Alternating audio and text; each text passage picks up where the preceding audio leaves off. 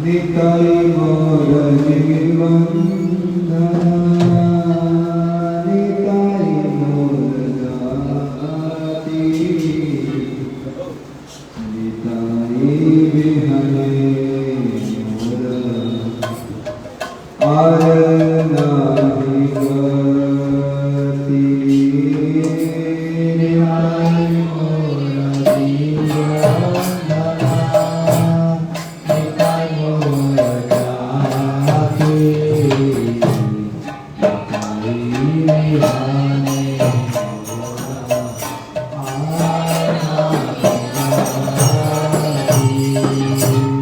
संसार सुखेरा के तुलसी उठाई नगर सुखिया थारो गए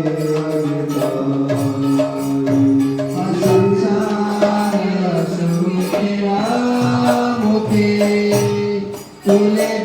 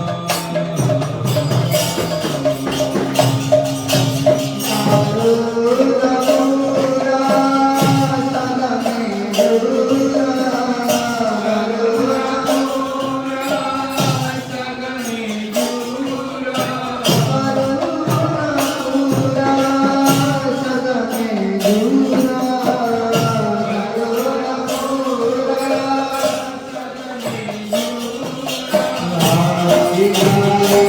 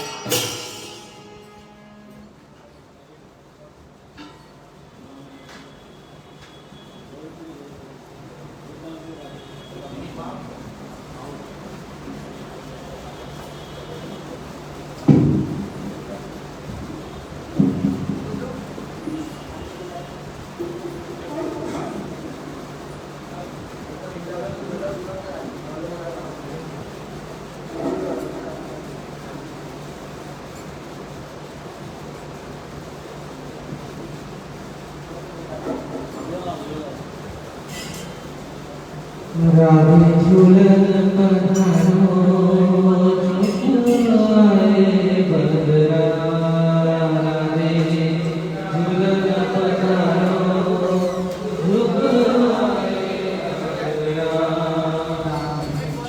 जुग आए बदरा गिराए बदरा जुग आए बदरा गिराए बदरा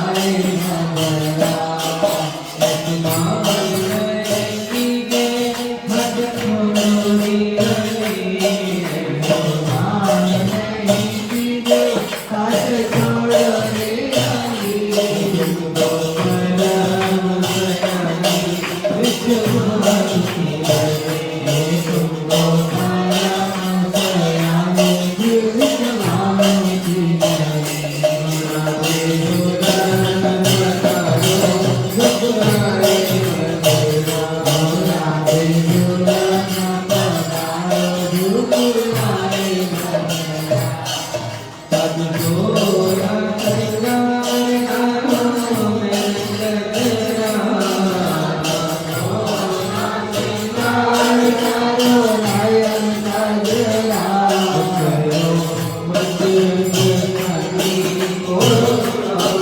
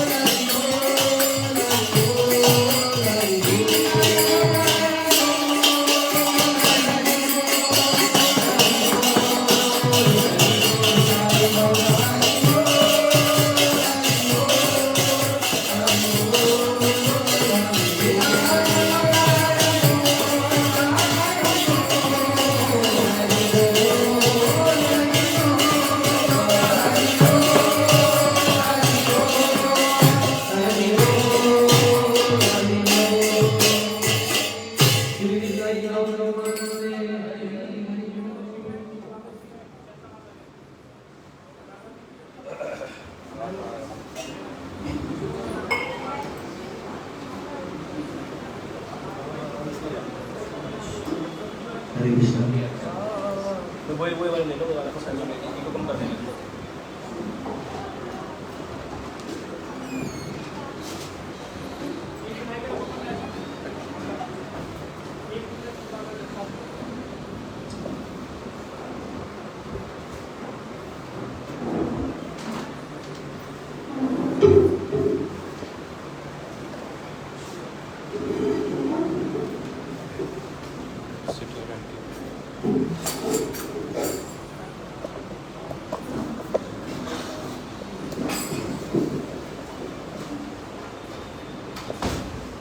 ओम ज्ञानतिमिरान्धस्य ज्ञानाञ्जनशलाकया चक्षुरुन्मिलितं येन तस्मै श्रीगुरवे नमः। गुरवे गौरचन्द्राय राधिकाय सुधारै कृष्णाय कृष्णभक्ताय तद्भक्ताय नमो नमः। वाञ्छाकल्पतरुभ्यश्च कृपा सिन्धुभ्येव च पतितानां पावनेभ्यो वैष्णवेभ्यो नमो नमः। नित्यानन्दं नमस्तुभ्यं प्रेमानन्दप्रदायिने सर्वकर्मसनाशाय जाह्नवापतये नमः।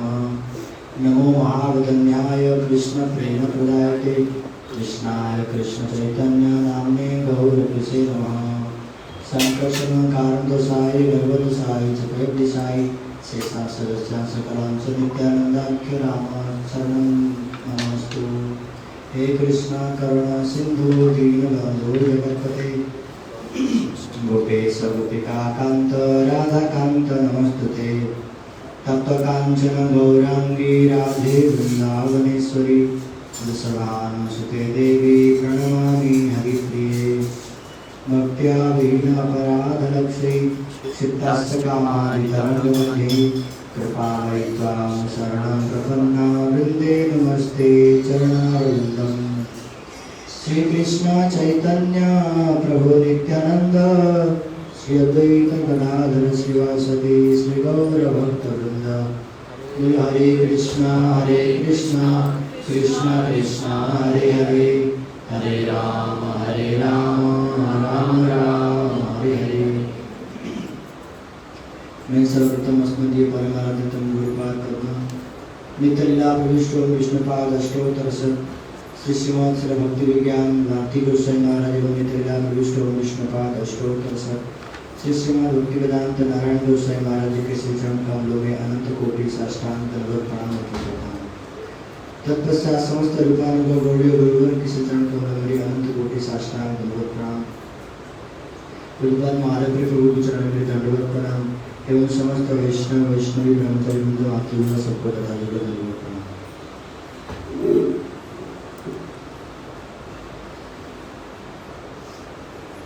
आज एक विशेष तिथि है। आज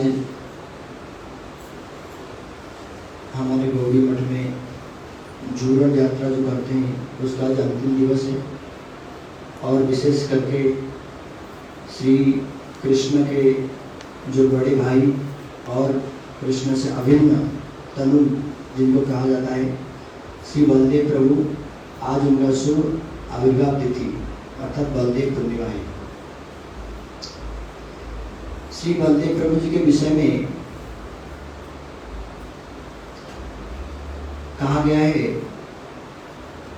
एक स्वरूप मात्र भिन्न मात्र का है आद्य काव्य कृष्ण लीलाय सा है कि बलदेव प्रभु जो है कृष्ण से अभिन्न है, एक ही स्वरूप है, किंतु केवल शरीर उनका बाह्य रूप से अलग अलग दिख रहा है। और जो बलदेव प्रभु उनका जो वर्ण है वो गोरे वर्ण के है और कृष्ण जो है श्यामल वर्ण के है। बस वर्ण में ही अंतर है। और जो भावना है बलदेव प्रभु जी की भावना क्या है, मैं कृष्ण का सेवक हूँ। और कृष्ण का जो भावना है वो सेव्य भावना है। बस इतने ही अंतर है, बाकी कुछ भी अंतर नहीं। तत्वतः रसगतः सब सारे कुछ में ही बलदेव प्रभु और कृष्ण में समानता है। श्री बलदेव प्रभु जी के विषय में श्रीमद् भागवतम में श्री सुखदेव गोस्वामी वर्णन करते हैं उनका क्या क्या नाम करके उनको बतलाया गया है और किस नाम।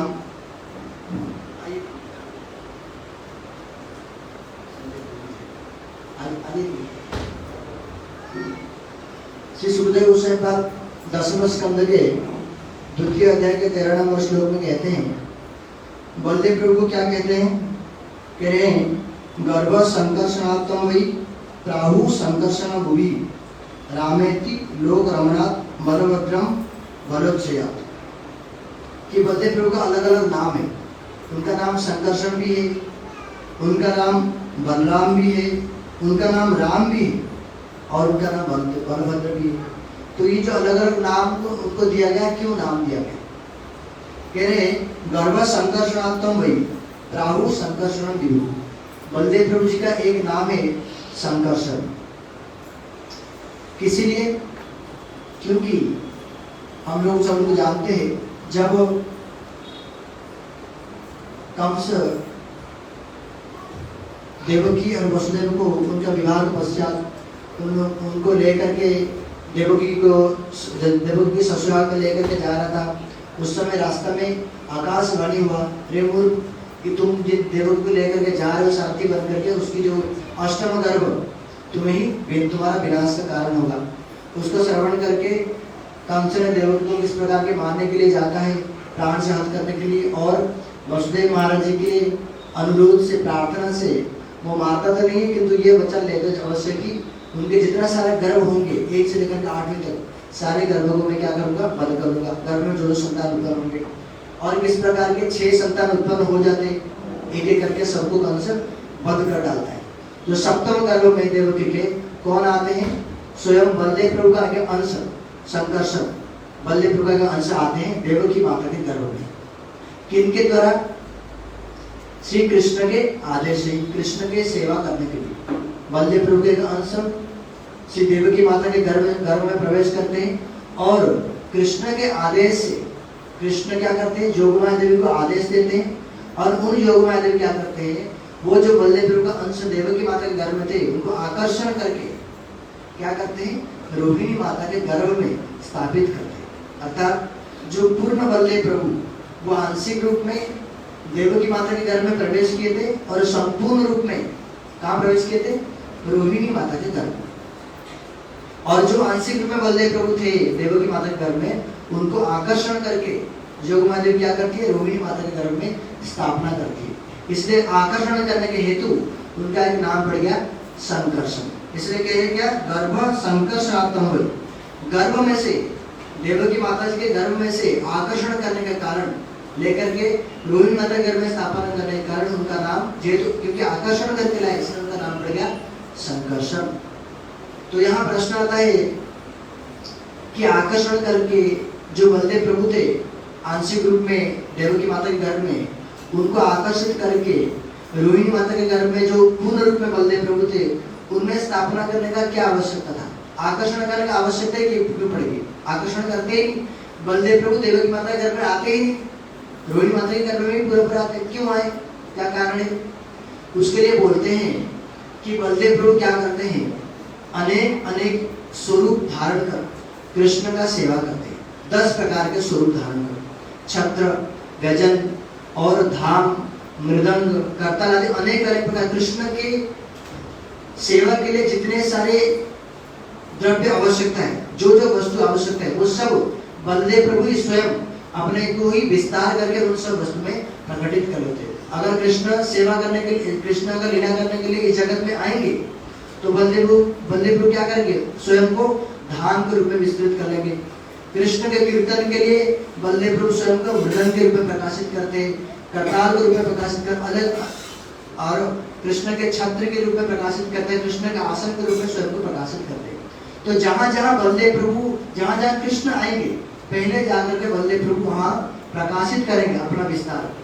तो उसी प्रकार बलदेव प्रभु कृष्ण अष्टम गर्भ में आएंगे, कहाँ आएंगे, देवकी माता के गर्भ में प्रवेश करेंगे। किंतु कृष्ण कहाँ जाएंगे, कृष्ण कहाँ अवतीर्ण होते, धाम में ही तो अवतीर्ण होते। इसलिए बलदेव प्रभु क्या किए, धाम स्वरूप होकर के देवकी माता के गर्भ में आकर के प्रवेश किए। प्रवेश करके क्या किए, उस स्थान को कृष्ण उपयोगी बनाए।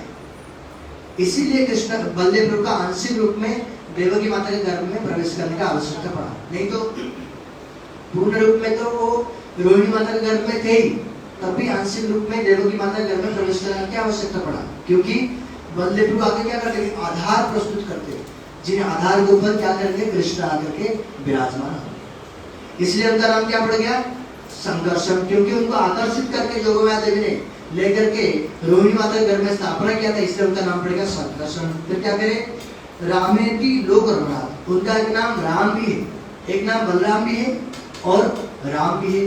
राम किसी लिए, राम कहते हैं राम कृष्ण के नाम किसी लिए, रामेति लोक रघुनाथ। लोक रघुनाथ अर्थात लोगों को आनंद प्रदान करते हैं। किन लोगों को आनंद प्रदान करते हैं, उसमें हमारे गुरुवर लोग कहते हैं जो 2 प्रकार के लोग, एक क्या है, जो ब्रजवासी लोग, जो भगवान के नित्य परिकर है, उन लोगों को आनंद प्रदान करते हैं। किस प्रकार, अनेक अनेक लीला करके उन लोगों को आनंद प्रदान करते हैं, अनेक अनेक लीला करके। और जो साधारण लोग भी हैं, जो बद्ध जीव भी है, उनको क्या करते हैं, उन लोगों के जीव में, उन लोगों के हृदय से अनर्थ को, अपराध को दूर करके, उन लोगों के हृदय में भक्ति लता रूपी बीज को प्रदान करके उनको भी आनंद प्रदान करते हैं। इसीलिए बलदेव प्रभु क्या करेंगे, हम लोग देखेंगे ब्रज की बहुत सारी लीला है जिसमें क्या करते हैं, बलदेव प्रभु अनेक अनेक लीलाएं करते हैं कृष्ण के साथ, ब्रजवासियों के साथ, सखाओं के साथ अनेक अनेक लीला, सख्या रस में भी लीला करते हैं। और हम लोग श्रवण करते हैं जब कृष्ण ने गोवर्धन धारण भूमि जो है, बंजर भूमि, उसको जोतता है, अर्थात उसकी जो मिट्टी है उसको अच्छी तरह से उर्वर बना लेता है। और बनाने के पश्चात जहाँ मुसल के द्वारा पीट करके, तोड़ करके उसको और भी छोटे छोटे टुकड़ा बना लेता है जिसमें जो पौधा वो अच्छे से उगा सके। उसी प्रकार हमारे हृदय में, जो हृदय बंजर भूमि के समान है, हम लोग के हृदय में क्या करते हैं, बलदेव प्रभु अपना प्रकाश गुरुदेव के रूप में आ करके हृदय को क्या करते हैं, जोतते हैं, अर्थात हृदय को उर्वर बना लेते हैं। कृष्ण कथा श्रवण करा करके हृदय को उर्वर बना लेते हैं, जो जिसमें क्या होगा, भक्ति लता रूपी जो बीज है जिस वो की उग पाए। और उसके ऊपर भी उर्वर बनाने के पश्चात भी जो काम, क्रोध, लोभ, मोह आदि अनेक तरह के जो अनर्थ है, अपराध है, वो जो कि कंकड़ के समान है, बड़े बड़े ढेला के समान, उसको भी क्या करते हैं, अपने वाक्यों के द्वारा उसको छेदन करते हैं, अर्थात अपने जो मुसल के द्वारा उन अपराधों को भी खंडन करते, नष्ट करते। तो इस प्रकार जो जीवों को क्या करते हैं, हरि कथा श्रवण करा करके उनको हृदय को उर्वर बना करके और हृदय में जो अनर्थ अपराध है उसको भी नष्ट करके भक्ति लता बीज को उगाने के लिए एक अच्छा परिवेश भी प्रदान करते। इसलिए इस प्रकार क्या करते, साधारण लोगों के हृदय को भी आनंद प्रदान करते, इसलिए उनका नाम राम है। और बलभद्रम बलक्षयात, उनका नाम बलभद्र भी है। बलभद्र किस लिए, क्योंकि वो बल के अधिष्ठात्री देव है। चिद बल और जड़ बल दोनों का ही अधिष्ठात्री देव है। श्रील प्रभुपाद जी कहते हैं जितने सारे चिद बल है वो सारे बलदेव प्रभु से ही निकलते हैं। और जो इस जगत में भी जो बल देखते हैं वो समस्त बल का भी अधिष्ठात्री देव कौन है, बलदेव प्रभु है। इस जगत में जो बल देखते हैं वो बलदेव प्रभु का जो बल है उसका विकृत प्रतिफलन है। जैसे इस जगत में जो माया देवी काम करती है वो कौन है, विकृत प्रतिफलन है जोगमाया देवी का। उसी प्रकार इस बल में, इस जगत में जो हम लोग बल देखते हैं वो बल भी श्री बलदेव प्रभु का जो बल है उसका विकृत प्रतिफलन का अंश है। और जितने सारे चिद बल है, चिद बल का अधिष्ठात्री देव श्री बलदेव प्रभु, इसलिए वो क्या है, उनका नाम बलभद्र। कैसे, हम लोग श्री प्रभुपाद जी कहते हैं कि बलदेव प्रभु के अंदर इतने बल है, उनका वो क्या करते हैं, स्वयं को हम लोग जैसे अभी प्रणाम मंत्र श्रवण किए, संकर्षण, कारण दशाई, गर्भ दशाई, चपय दिशाई, शेषन से दस्यांश कलासन इत्यादि कि 5 प्रकार से स्वयं को विस्तार करते हैं। एक क्या करते हैं बलदेव प्रभु, द्वारिका में अपने को 4 प्रकार के विस्तार करते हैं। एक उसको कहा जाता है चतुर्व्यूह, संकर्षण, प्रद्युम्न, अनिरुद्ध, वासुदेव। और फिर उनका द्वितीय विस्तार कौन है, वैकुंठ में, महासंकर्षण, प्रद्युम्न, अनिरुद्ध, वासुदेव।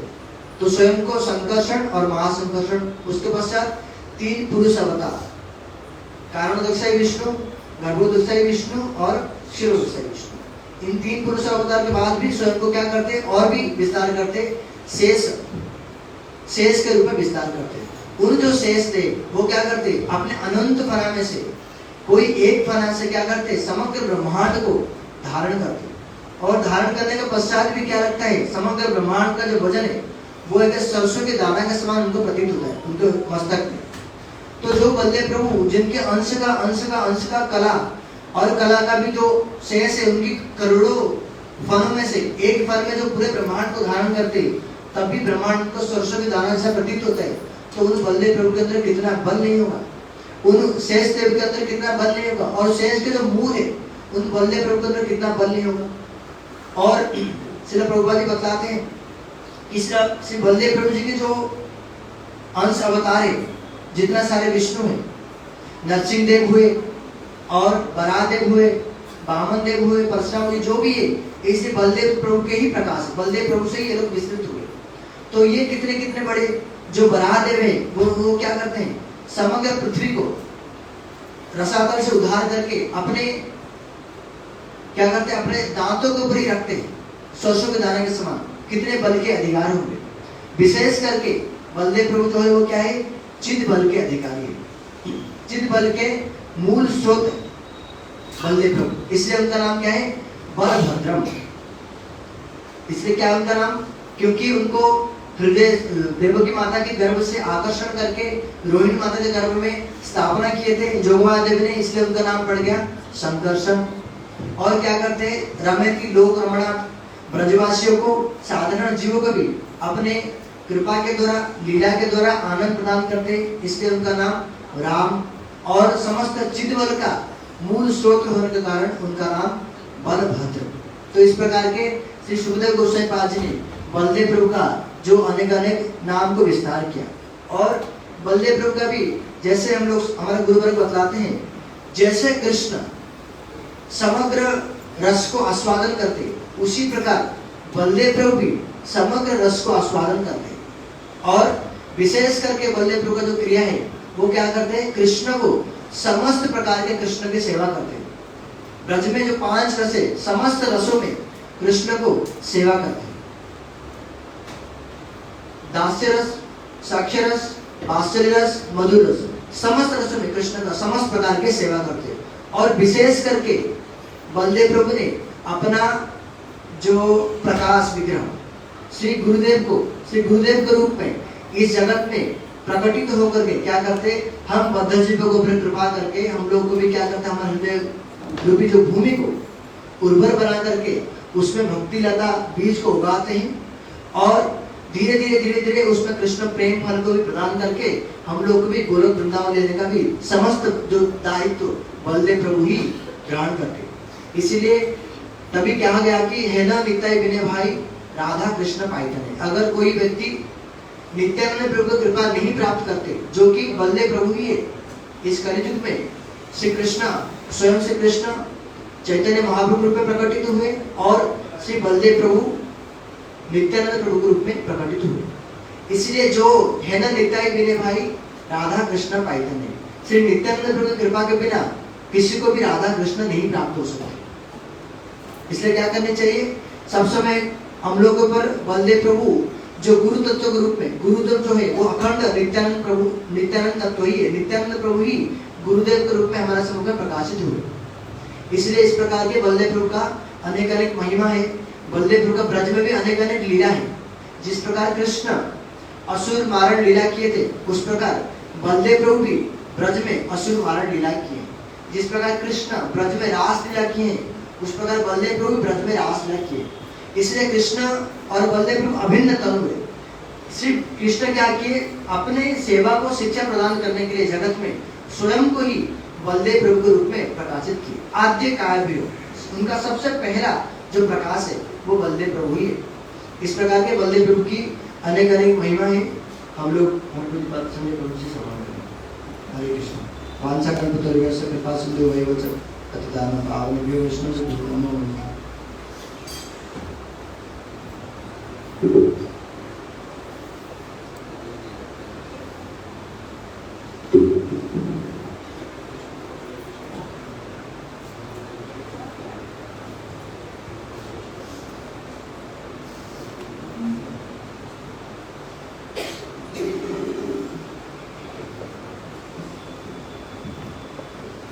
गुरुवे गौरचंद्राय राधिकाय कलालये कृष्णाय कृष्ण भक्ताय तद्भक्ताय नमो नमो विष्णुपादाय श्रीरूप रघुनाथ पृष्ठाय भूतले श्रीमते भक्ति वेदांत नारायण गोस्वामी नामिने वाञ्छाकल्पतरुभ्यश्च कृपा सिन्धुभ्यैव च पतितानां पावनेभ्यो वैष्णवेभ्यो नमो नमः। जय रूप सनातन भट्ट रघुनाथ श्री जीव गोपाल भट्ट दास रघुनाथ ये छह गोसाई करी चरण वंदन जहाँ है ते विघ्न नाश अभिष्ट पूर्ण आजानुलंबित भुजो कनकावदातो संकीर्तनय कपितरो कमलायताक्षो विश्वंभरो द्विजवरो युगधर्मपालो वंदे जगत्प्रियकरो करुणावतारो हे कृष्ण करुणा सिंधु दीनबंधो जगत्पते गोपेश गोपिका कांत श्री राधा कांत नमोस्तुते तप्त कांचन गौरांगी राधे वृंदावनेश्वरी वृषभानुसुते देवी प्रणमामि हरिप्रिये भक्त्या विहीनापराधलक्षये क्षिप्तास्य कामादितरङ्गमध्ये कृपामयि त्वां शरणं प्रपन्ना वृन्दे नमस्ते चरणारविन्दं श्री कृष्ण चैतन्य प्रभु नित्यानंद श्री अद्वैत गदाधर श्रीवासादि श्री गौर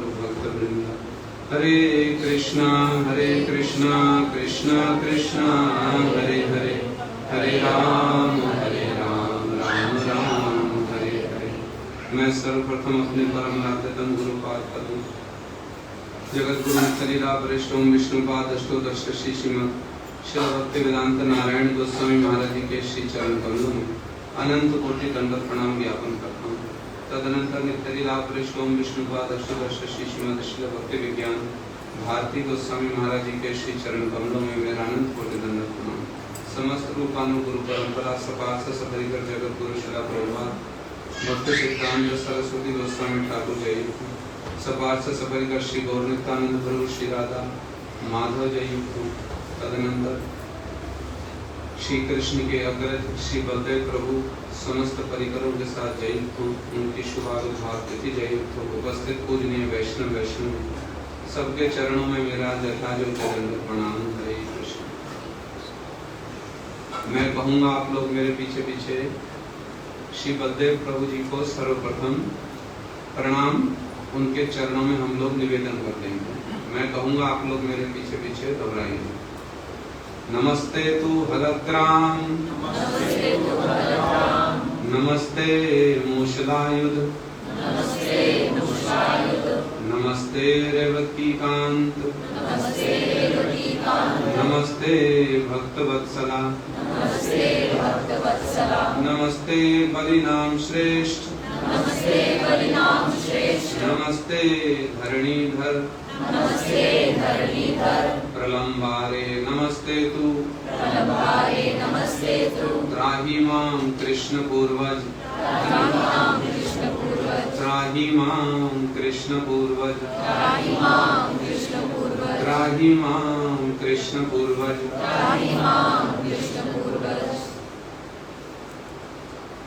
जैसा कि हम लोग अभी श्रवण कर रहे थे,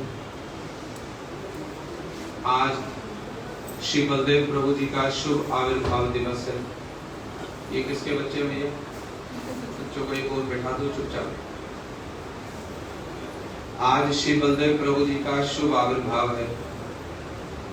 श्रील प्रभुपाद भक्ति सिद्धांत सरस्वती गोस्वामी ठाकुर कहते हैं, जीव हृदय में कृष्ण, जीव हृदय में श्री बलदेव आविर्भाव के बिना कृष्ण का आविर्भाव कदापि संभव नहीं है। समझ में आई तो बात? क्या कहा? जीव हृदय में श्री बलदेव के आविर्भाव के बिना कृष्ण का आविर्भाव कदापि संभव नहीं है। अभी अभी हम लोग श्रवण कर रहे थे कि श्री बलदेव प्रभु का एक नाम है संकर्षण। क्यों है उनका एक नाम संकर्षण? क्यों है? अभी अभी सुना है। जन्म के समय में गर्भ जो है वो माता के गर्भ में आकर्षित कर दिया गया था, उस कारण से उनका नाम संकर्षण। क्यों है? जोर से बदलाओ पीछे वालों। अभी बदलाया प्रभु जी ने। क्यों है एक नाम उनका संकर्षण?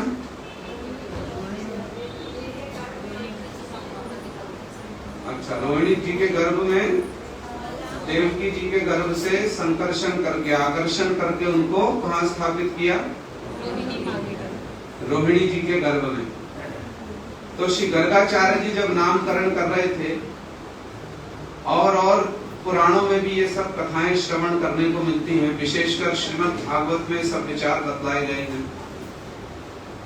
जब बलदेव प्रभु जी के इस नाम का उल्लेख किया गया कि देवकी के गर्भ से आकर्षण करके, विशेष करके जब श्री सुखदेव गोस्वामी जी ने बलदेव प्रभु जी का वर्णन करने गए ना, जब श्री सुखदेव गोस्वामी जी, तो उन्होंने बलदेव प्रभु जी की गणना दोनों में कर दी।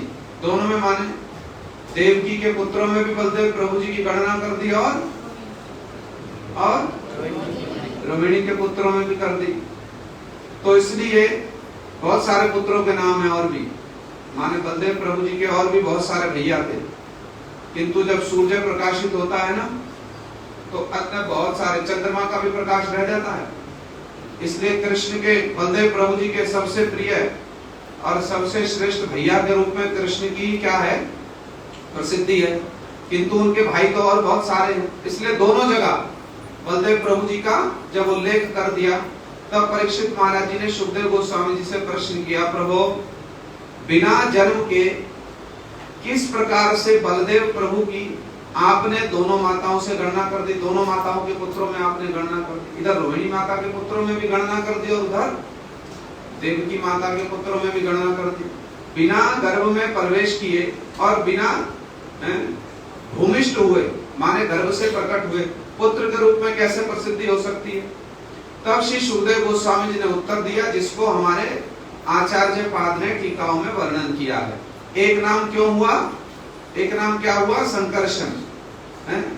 एक नाम क्या हुआ, जोर से बोलो, क्या हुआ, क्यों हुआ, देवकी जी के गर्भ से आकर्षण करके रोहिणी के गर्भ में स्थापित किया गया। जब परीक्षित महाराज जी ने प्रश्न पूछा तो उसके उत्तर में श्री सुखदेव गोस्वामी जी ने वर्णन किया और श्री चक्रवर्ती पाद जी टीका में बतला रहे हैं। क्या बतला रहे हैं, अब ये भी जो प्रभुपाद जी का विचार हमने सुना, जीव हृदय में बलदेव प्रभु के आविर्भाव के बिना कृष्ण का आविर्भाव कदापि संभव नहीं है। इसलिए एक और प्रश्न भी पूछा गया था, दोनों प्रश्न का एक ही उत्तर मिल जाएगा। दूसरा प्रश्न ये पूछा गया कि भाई रोहिणी मैया तो बलदेव प्रभु की नित्य माता है, फिर उनको देवकी के गर्भ में प्रवेश करने की क्या आवश्यकता पड़ गई, देवकी के गर्भ में उन्होंने क्यों प्रवेश किया, उनकी नित्य माता तो रोहिणी है। इसलिए दोनों प्रश्न का एक ही प्राय एक ही उत्तर दे दिया। क्या उत्तर दिया, देवकी के गर्भ में श्री बलदेव प्रभु ने क्यों प्रवेश किया, अब ये भी सुन रहे थे कथा में, अनंत संहिता में ये वर्णन आया है। श्री बलदेव प्रभु कृष्ण की सेवा करते हैं 10 विग्रह धारण करके, 10 विग्रह धारण करके करते सेवा, अनंत विग्रह धारण करके सेवा करते हैं, अनंत विग्रह, उसकी कोई गिनती ही नहीं हो सकती है, उसकी कोई गिनती ही नहीं हो सकती है। उसमें से एक विग्रह है आसन, कृष्ण कहां पर विराजमान होंगे, कृष्ण की क्रीड़ा भूमि क्या है, कृष्ण कहां पर लीला करेंगे, वो धाम स्वरूप बलदेव जी हैं। और देवकी के गर्भ में कृष्ण का प्रवेश होगा तो कृष्ण के आने से पहले उनके आसन की रचना करनी पड़ेगी कि नहीं करनी पड़ेगी। अभी ठाकुर जी का अभिषेक होगा, ये क्या लगाया है यहाँ पर, क्या रखा है, ये पात्र है ना, इस पात्र के बिना भूमि पर रखेंगे ठाकुर जी को, ऐसे समझ लो इसको, भूमि पर रखेंगे ना, कहीं इधर उधर रख देंगे ठाकुर जी को, कहाँ रखेंगे, एक पात्र की आवश्यकता, पात्र माने एक आधार की आवश्यकता है। वो आधार कौन है, बलदेव प्रभु। उस आधार की रचना करने के लिए ही श्री बलदेव प्रभु ने क्या किया, देवकी के गर्भ में, माता देवकी के गर्भ में प्रवेश किया और जब आसन इत्यादि की रचना कर दी तो उनको वहां से कृष्ण की इच्छा से, कृष्ण ने आदेश दिया जोग माया को, गच्छ देवी भजम भद्रे गो गोबीर अलंकृतम, हे जोग माए तुम ब्रज में चली जाओ, वो ब्रज कैसा है, गोपियों से अलंकृत, वहां पर चली जाओ और वहां पर वसुदेव जी की बहुत सारी अन्य पत्नियों के साथ में रोहिणी माता भी निवास कर रही है, उनके गर्भ में देवकी के गर्भ से आकर्षण करके तुम श्री अनंत देव को स्थापित कर दो। जब ऐसा आदेश दिया कृष्ण ने जोग माया जी को तो उन्होंने क्या किया, देवकी के गर्भ से श्री बलदेव प्रभु को आकर्षण करके उनकी नित्य माता जोग माया के गर्भ में क्या किया, स्थापित कर दिया। इसलिए उनका एक नाम क्या हुआ, संकर्षण हुआ। जब देवकी के गर्भ में ही, विचार कर लो इसी से, क्या विचार करेंगे, जब माता देवकी के गर्भ में ही कृष्ण के आविर्भाव से पहले कृष्ण के आसन की रचना करने के लिए बलदेव प्रभु को प्रवेश करना पड़ा, तो फिर हमारे हृदय की तो बात छोड़ दो, समझ में आ रही बात। जब नित्य परिकरों के संबंध में भी ऐसी बात आती है तब फिर हमारे विषय में तो और कहा ही क्या जाए। इसलिए श्रील प्रभुपाद जी कह रहे हैं, जीव हृदय में श्री बलदेव आविर्भाव के बिना कृष्ण का आविर्भाव कदापि संभव नहीं है। किंतु वर्तमान समय में ये सब विचार कैसे हो गए हैं, लुप्त प्राय जैसे हो गए, लुप्त प्राय। नहीं तो इन तिथियों को मनाने के में उत्साह, कितना उत्साह होना चाहिए। अभी जन्माष्टमी आएगी ना, घर घर में जन्माष्टमी मनाई जाएगी, घर घर में, घर घर में जन्माष्टमी मनेगी। कौन सी जन्माष्टमी? कृष्ण जन्माष्टमी। कृष्ण जन्माष्टमी मनाते हैं तो सब लोग कौन सी जन्माष्टमी मनाते हैं? जोर से बोलो, कौन सी जन्माष्टमी मनाते हैं? कृष्ण जन्माष्टमी मनाते हैं ना, कोई और जन्माष्टमी मनाते हैं? सब जगत के लोग वासुदेव जन्माष्टमी मनाते हैं। कौन सी जन्माष्टमी? पहली बार सुना है क्या? कौन सी जन्माष्टमी मनाते हैं? वासुदेव जन्माष्टमी। कृष्ण जन्माष्टमी कौन मनाते हैं? जिनका ये विचार है कि कृष्ण का जन्म गोकुल में हुआ, वो लोग कृष्ण जन्माष्टमी मनाते हैं। जिनका विचार ये है कि कृष्ण का जन्म मथुरा में हुआ, वो कृष्ण जन्माष्टमी नहीं मनाते। वो कौन सी जन्माष्टमी मनाते हैं? वासुदेव जन्माष्टमी। घर घर में मनाएंगे, क्योंकि विचार नहीं पता है। किंतु ये सुनाई देगा कहीं पर जाओगे कि कृष्ण जन्माष्टमी के जैसे ही श्री बलदेव प्रभु की भी आविर्भाव तिथि का पालन करना अनुसरणीय है। नहीं तो कृष्ण जन्माष्टमी पालन ही करना हुआ नहीं होगा। कृष्ण आविर्भूत होंगे। जहां पर बलदेव प्रभु जी का आविर्भाव नहीं हुआ है, वहां पर कृष्ण का आविर्भाव होगा? नहीं होगा, नहीं होगा। इसलिए श्रील प्रभुपाद भक्ति सिद्धांत सरस्वती गोस्वामी ठाकुर जी और उनके अनुगत जनों का यही विचार वैशिष्ट है, यही विचार वैशिष्ट है। आज हमारे यहाँ पर श्री बलदेव प्रभु जी का क्या मनाया जा रहा है? आविर्भाव मनाया जा रहा है। यहाँ पर कृष्ण का आविर्भाव होगा कि नहीं होगा? निसंदेह होगा। अब जिसका जितना अधिकार वो उतनी उपलब्धि करेंगे। किंतु बिना बलदेव की है, किसकी महिमा गाई? किसकी महिमा गाई? श्री बलदेव प्रभु जी की। और ये कहते हुए गाई, अतएव आगे बलरामे रस्तवन करीले से मुखे पूरे चैतन्य कीर्तन। सबसे पहले उन्होंने इस बात को कहा, अतएव आगे बलरामे रस्तवन। भैया सबसे पहले श्री बलदेव प्रभु जी की स्तुति करनी पड़ेगी। यदि बलदेव प्रभु जी की स्तुति नहीं करेंगे, मुख से कृष्ण चैतन्य की स्तुति कदापि संभव नहीं है, कभी उपलब्धि नहीं कर सकते। यदि बलदेव प्रभु जी की उपलब्धि नहीं होगी तो कृष्ण के तत्व की उपलब्धि हो सकती है? नहीं हो सकती, नहीं हो सकती। और श्री वृंदावन दास ठाकुर जी ने तो इस बात को भी बड़े स्पष्ट रूप में कहा है, कृष्ण सेवा का संपूर्ण अधिकार किसके पास है? किसके पास है? हमारे पास है, हमारे पास है। किसके पास है? किसके पास है? तो प्रार्थना किससे करनी पड़ेगी? बलदेव प्रभु जी से।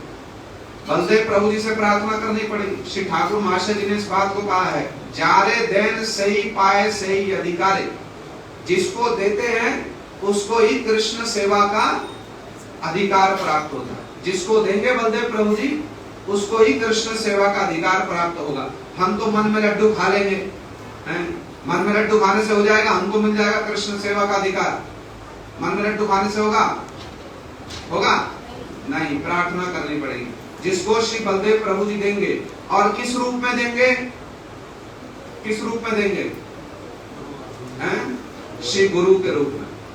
श्री गुरु के रूप में आकर के कृष्ण सेवा का अधिकार श्री बलदेव प्रभु जी देंगे। इसलिए हम लोग यहाँ पर समुपस्थित हुए हैं श्री बलदेव प्रभु जी के चरणों में प्रार्थना करने के लिए कि आप कृपा पूर्वक हमको क्या करो? कृष्ण सेवा का अधिकार दे दो। आप कृपा पूर्वक हमको कृष्ण सेवा का अधिकार दे दो। किंतु यहाँ पर एक और विचारणीय विषय है। श्री बलदेव प्रभु जी के गर्भ में आने से पहले और कितनी संतान हुई देवकी मैया की? कितनी संतान हुई? कौन कौन सी संतान थी? वो किसके पुत्र थे? किसके पुत्र थे वो? ब्रह्मा जी के। फिर देवकी जी के गर्भ में क्यों आए? इच्छा हुई थोड़ा सा भ्रमण कराएं, थोड़ा सा मर्त्य लोक में भी भ्रमण कराएं। किस लिए आए देवकी के गर्भ में? अरे ठीक से बतलाओ तो सुनाई नहीं पड़ता है। क्या श्राप मिला था? क्या श्राप मिला था?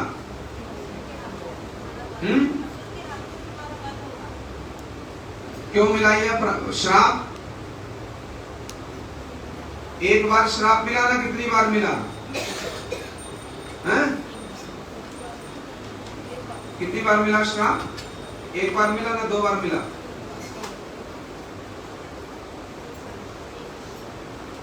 हमको श्राप से क्या लेना देना? हमको तो भक्ति से लेना देना। कितनी बार मिला श्राप? एक बार मिला। एक बार मिला? हाँ? कितनी बार मिला था श्राप? एक बार कैसे मिला? एक बार कैसे मिला? पहले किसके पुत्र थे? ब्रह्मा जी के पुत्र थे। फिर क्या हुआ? ब्रह्मा जी अपनी कन्या के प्रति धावित होने लगे। इन्होंने क्या किया? 6 पुत्रों ने क्या किया? उपहास उड़ा दिया, हंसने लगे। इसलिए महाप्रभु जी ने सावधान किया है, गर्हित करे यदि महाअधिकारी निंदा की दाय तारे हासिल ही मरी। यदि महाअधिकारी व्यक्ति कोई गर्हित कार्य करते हुए दिखलाएं, उनकी निंदा की तो बात छोड़ दो, हंसने पर भी मरोगे। महाप्रभु जी कह निंदा की दाय तारे हासिल ही मरी, क्योंकि उनके लीला विलास को अथवा क्यों ऐसा हो रहा है हम नहीं समझ सकते, तो हंस पड़े। हंस पड़े तो क्या हुआ? अपराध हो गया। वैष्णव के चरण में अपराध हो गया। वैष्णव के चरण में अपराध हो गया। अपराध के फल से क्या हुआ? क्या हुआ? असुर योनि को प्राप्त हुए। एक बार हुआ तो अपराध। ये श्राप है कि नहीं है? ये श्राप है कि नहीं है? श्राप माने क्या होता है? अभिशाप माने क्या हुआ? जिस अवस्था में है उससे निम्न अवस्था में चले गए। एक बार हुआ तो फिर दूसरी बार कब हुआ? दूसरी बार क्या होकर के आए? क्या उग्र श्रवा बनेंगे हम, रात दिन कथा सुन रहे। सामान्य विषय भी नहीं पता है, क्या बतलाएं बलदेव प्रभु जी के विषय में? क्या बतलाएं सामान्य विषय? और एक बार 10वीं बार फिर भी हमारी बुद्धि में बात नहीं जा रही, तो क्या बलदेव प्रभु जी का आविर्भाव होगा और क्या कृष्ण का आविर्भाव होगा? किसके पुत्र होकर के आए? किसके पुत्र होकर के आए? दोबारा ऐसा तो नहीं होगा, कुछ ने तो सुनी होगी। ऐसे तो निरुत्साहित ना करो हमको आप लोग। बोलते क्यों नहीं? बलदेव प्रभु जी के विषय में कथा सुनी हैं? पूरी सुनी ना आधी सुनी? आधी सुनी। हाथ क्यों नहीं उठा रहे हो? कि उसमें से कुछ पूछ लेगा फिर ये उसमें से कुछ पूछ लेगा, फिर हम कहाँ जाएं? फिर हम कहाँ जाएंगे? अरे विचार करो, बैठ करके विचार करो, हमारा कितना प्रवेश हो रहा है शास्त्रों में? शास्त्र में कितना प्रवेश हो रहा है? होमवर्क किया नहीं किया? एक परीक्षा देनी पड़ेगी हर 3 मास में, किंतु परीक्षा समझ नहीं आती। हमको क्या पता? हमसे किसी ने पूछा कि नहीं पूछा? पूछता है हमसे कोई? भाई क्या पता है क्या नहीं पता, कहाँ तक पहुंचे कहाँ तक नहीं पहुंचे, कोई पूछने वाला नहीं है। जब कोई अच्छा ज्यादा पूछो तो बैठना बंद कर दो कथा में। जो ना पूछे उसकी कथा में बैठो, अथवा जहाँ रुचि है बस वहीं बैठो, क्योंकि कोई कुछ पूछेगा नहीं, कोई कुछ कहेगा नहीं, तो फिर इतना अरे परेशानी देने की क्या आवश्यकता? पता चला चला, नहीं चला नहीं चला। All other talks are irrelevant, कोई आवश्यकता नहीं उन सब बातों को करने की, किंतु हमारा सब बातों में लगे। हम स्वयं, दूसरों की बात नहीं, हम स्वयं उन्हीं बातों में लगे। किंतु जब गुरुवर्गों की ये बातें सुनते तो ऐसा लगता है बस हमारे लिए ही कहा जा रहा है, और अपने दुर्भाग्य पर नितांत रोना आता, नितांत रोना। जब उनकी बात कोई गुरुत्व नहीं दे रहे हैं तो किसकी बात को गुरुत्व देंगे? किसकी बात को गुरुत्व देंगे? All other talks are irrelevant, only Krishna's talk is relevant। इसलिए महाप्रभु ने कहा जारे देखो तारे कहो कृष्ण उपदेश, बस कृष्ण की बात करो, कृष्ण की। प्रकाश ठाकुर जी कहते इतना उनको माने अभिमान है महाप्रभु जी के छात्र लोग जो है ना, अरे बृहस्पति से भी भिड़ जाएंगे हम, आए तो सही हमारे सामने, हम तो बृहस्पति से भी भिड़ जाएंगे। अब हमसे कोई आ जाए पूछने दो चार बातें, भिड़ जाएंगे किसी से? हमारे पास एक ही अस्त्र है अंतर। हमने गुरुजी से सुना है, भाई सुना है बात ठीक है, गुरुजी से सुना है बात ठीक है, किंतु जब विचारधारा की बात आएगी उसकी रक्षा कैसे की जाएगी? कैसे की जाएगी? शास्त्रीय प्रमाण देना पड़ेगा कि नहीं देना पड़ेगा? देना पड़ेगा नहीं देना पड़ेगा? भाई हैं, तुम्हारी मृत्यु किसके हाथों से होगी? वही कालनेमी जो था वो क्या होकर के आया? कंस होकर के आया, और उसके हाथों से इन 6 पुत्रों की क्या हुई? मृत्यु हुई। इसलिए देवकी के गर्भ में, माता देवकी के गर्भ में भगवान जब जगत में आते हैं, जगत प्राकृत है ना प्राकृत है, जब वो इस जगत में आते हैं, प्राकृत है ना प्राकृत है? और एक अच्छी बात हमने देखी, यदि प्रश्न का उत्तर ना है, हम तो बार बार कहते हैं इस बात को, मौन धारण कर लो। मौन धारण करना सबसे उत्तम उपाय है। क्यों? पूछने वाले को संशय आ जाएगा, भाई इसको पता है कि नहीं पता है, कहीं मैं बार बार पूछूं, कहीं ऐसा भगवान जब जगत में आते हैं, जगत प्राकृत है प्राकृत है, आने पर भी भगवान का प्राकृत जगत से कोई संपर्क होता है? व्यष्टि रूप में हो, समष्टि रूप में हो, भगवान का कोई संपर्क होता है? व्यष्टि रूप समष्टि रूप क्या होता है? क्या होता है? क्या होता है? व्यष्टि और समष्टि क्या होता है?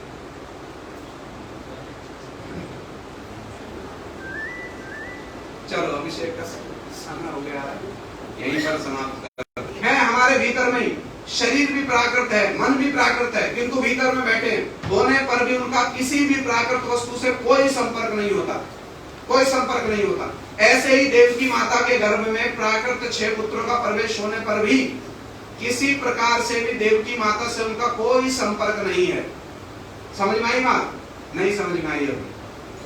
अभी नहीं आई पूरी समझ में। अब पूरी समझाने के लिए तो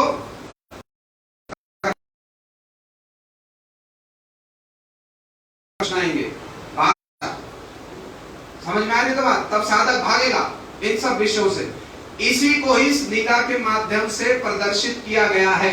कंस है भय का प्रतीक, कंस ने वध किया ना 6 पुत्रों का, तो भय वध करेगा, हमारा दशा हो जाएगी, भक्ति से दूर हो जाऊंगा, तब ये 6 विषय क्या होंगे? इन 6 विषयों का समूल नाश होगा। जब इन 6 विषयों का रूप रस गंध शब्द स्पर्श और ममता अथवा काम क्रोध लोभ मोह मद मात्सर्य, ऐसा भी कुछ लोगों का मत है, जब ये सब हृदय से दूरीभूत हो जाएंगे, तब हृदय में सप्तम गर्भ के रूप में कौन आएंगे? श्री बलदेव प्रभु जी आएंगे। सप्तम गर्भ के रूप में कौन आएंगे? श्री बलदेव। पूर्णिमा के दिन में रोहिणी माता ने परम सुंदर शुभ्र वर्णशाली माने गोरे रंग के एक सुंदर पुत्र को जन्म दिया। एक सुंदर पुत्र को गोरे रंग के शुभ्र। गुरु महाराज जी कुछ कुछ बातें बताया करते थे।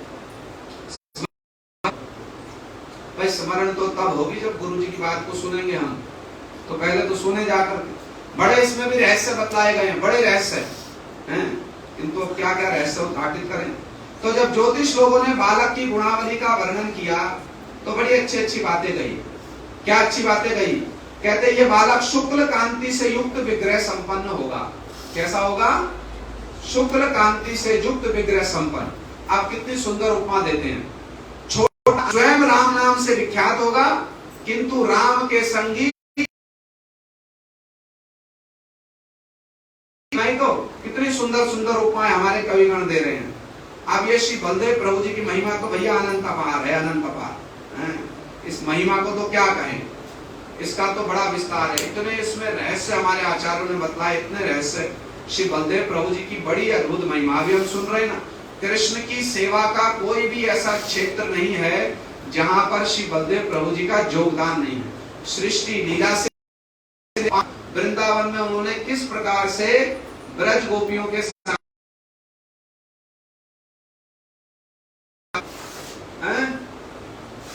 कौन सी ब्रज गोपियों के साथ में विहार किया?